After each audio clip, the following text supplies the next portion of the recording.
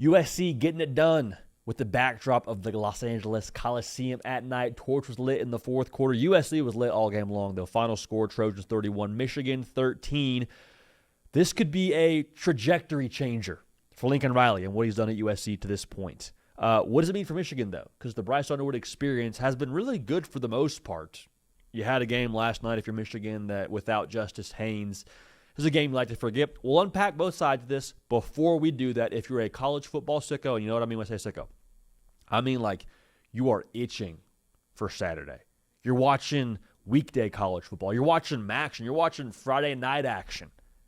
You're just like us, so make sure you're subscribed. If you're a Michigan fan, you're a USC fan, whoever you're a fan of, we're probably talking about your team, but if you're a college football sicko, make sure you're locked in. Helps the show, helps us get the content to more people, so we appreciate y'all in advance for being dialed in. It wasn't just the fact that USC won last night, it was how it looked with how they won. Because if USC had won 45-42, Jade Mayava goes nuts, and it's a shootout, USC can't stop anybody, the receivers go crazy, we don't learn anything new about USC.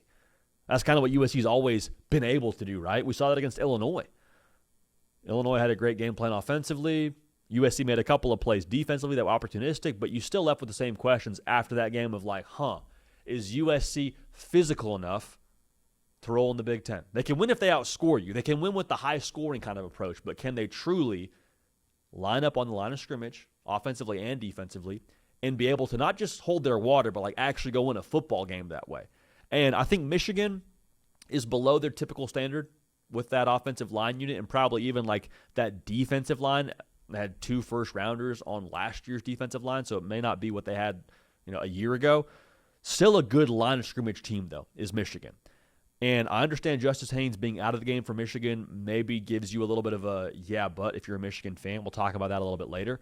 But for USC to win a game in that style feels like, okay, I was never crazy as a USC fan, thinking that USC was doing something with how they were building those lines of scrimmage, with how they added a Jakeem Stewart, with how they were going to the portal and adding pieces on the offensive line, with how they went and added a running back in Wayman Jordan who looked awesome to start the game. He didn't even finish the game. It was your backup running back who got after it, who had over 100 yards on the ground. Your team had over 200 yards rushing.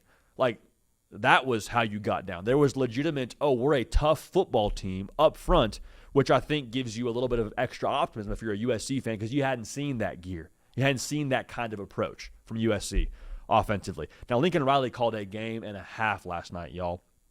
It was counter. It was misdirection. It was using the aggression and physicality of Michigan against them with getting the ball in the perimeter, with throwing the RPO game.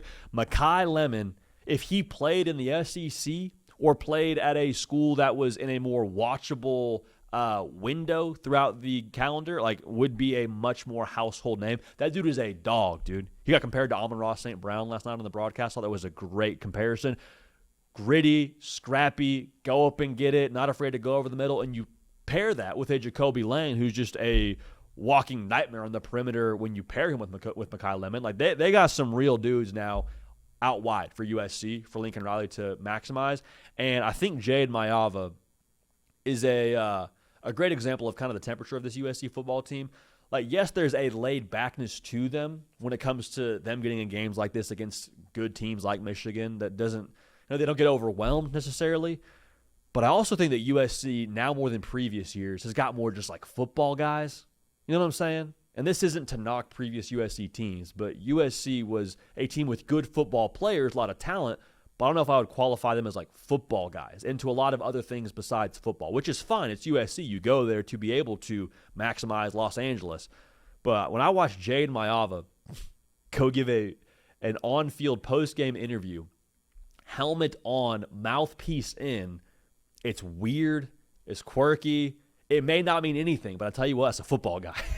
Maybe he lost a bet, I don't know, but he's a football guy. And USC played this game and won this game like a bunch of dudes that actually love football, not just what football can do for them, which I think has been the gripe for a lot of people close to USC for the better part of the last couple of seasons.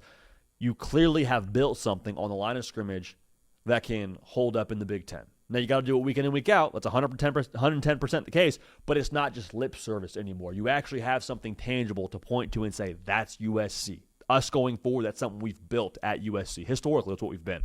And I think that's a huge, huge deal for them here going forward to have that proof of concept especially going forward. Because what we said going into this game was like, you'd like to have this win. This win could change the entire complexion of how you view the rest of your schedule, 110% true.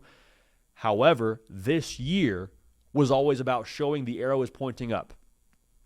I don't know how else to put it, man. It's a billboard win that shows the arrow is pointing up at USC. Change is happening. They're winning other ways. They're doing other things. Period. Mic drop at the end. So you look down the rest of the schedule, and I am not at all proclaiming that USC is going to win every single game going forward. I'm not saying that. If I had to bet, I might actually take the likelihood that USC loses a game or two throughout the rest of the stretch. But if you play like that, what game for USC isn't winnable? At Notre Dame, I mean, Notre Dame's already got 2 losses on the year. Like, Notre Dame's shown they can lose football games. You got the game against Northwestern. You got the game at Nebraska. Iowa at Oregon will be tough. Oregon just lost to Indiana yesterday. I mean, losing matchup games on the perimeter. I think USC can do that. UCLA. Like, there's not a game on here where I just say, yep, USC is going to be severely outmatched and they can't win that football game. I think that in itself tells you where USC football is right now. Now, that's the USC side. Let's go to the Michigan side here for a second because I want to make sure we address this. Losing Justice Haynes was big. It was big. I also think last night showed you that this offensive line isn't what it's been the last couple of years, and that's okay.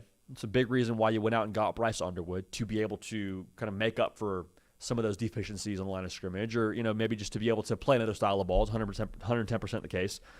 But I look at Michigan, and they feel a lot like they're just this new apartment space that's yet to be totally decorated just yet. Like, you go see your boy's new place when he first moves in. He's telling you about all the things he's going to put in there. We're going to put a pool table here, nice plasma screen TV here, dartboard over there. It's going to be awesome. And the space is already nice. You don't have anything bad to say about the apartment. But you're like, okay, yeah, once you get those things in here, you got a playoff caliber apartment. Bryce Underwood right now, that's what they are. Like, Bryce Underwood is a tremendous space. There's a lot to work with. You can throw a great kickback with Bryce Underwood as your quarterback. But once you add in the weapons that I promise you they will add on the recruiting trail and via the portal, that's where you get really dangerous. That's where you get to a space where, okay, we can go, once again, win a national championship. In Michigan, quite frankly, it's on right now, man. You can go beat Washington, be who you're supposed to be the rest of the way, set yourself up for a game against Ohio State where you're 9-2. I mean, if you go beat Ohio State again, which I don't think Michigan fans are planning on losing that game, I don't think Michigan internally is planning on losing that game. That'd be new for them over the course of the last couple of years. You're in the college football playoff at 10-2. And then we'll see what you are if Bryce Underwood takes that next step in the playoff and all those things. Like, Bryce Underwood right now does not have enough help around him to maximize what he is. Now, does he have some growth? For sure. 100%. I've said 110% the case like 7 times throughout this video, so I don't want to say it again, but it's the case. Bryce Underwood has to continue to grow and get better.